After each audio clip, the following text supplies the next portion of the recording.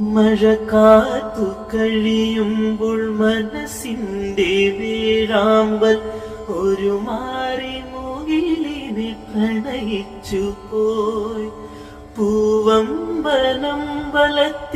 പൂജയ്ക്കു പോകുമ്പോൾ പൊന്നും മിന്നും നിന്നെ അണിയിക്കും ഞാൻ.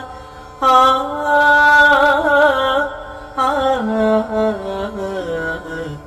വാണിടം മംഗളമാലപിക്കേ